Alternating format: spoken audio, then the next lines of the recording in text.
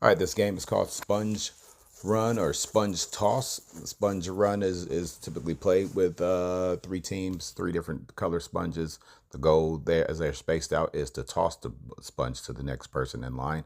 The very last person's objective or job is to squeeze all the water, excess water, into a bucket, a really, really small bucket at the very, very end that you can't quite see, but I'll show you a little bit later in the video.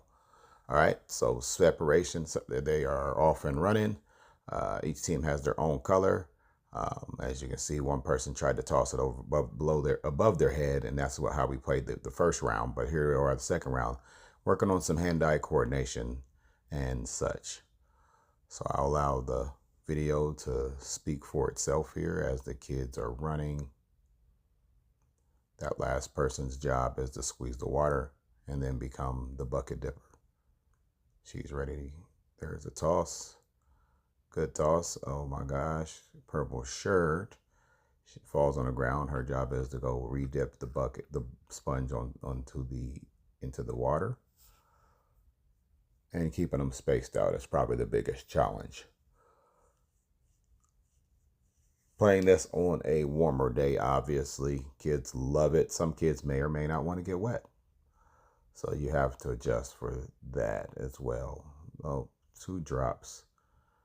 Should have re-dipped their sponge, but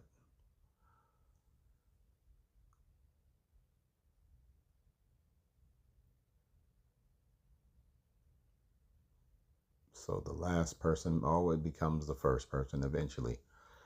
There is a bucket at the very end of the track. Most of the time I make it really, really small, so it's a challenge for them to squeeze that little bit of water. So they have to have some patience and put forth the effort into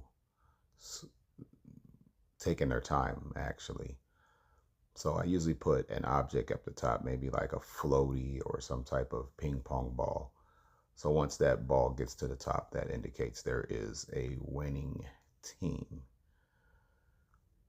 So squeeze, squeeze, squeeze. So you're working on fitness, running, um, teamwork, hand-eye coordination. You're attacking about 6 or 7 standards here, all in one, while having fun.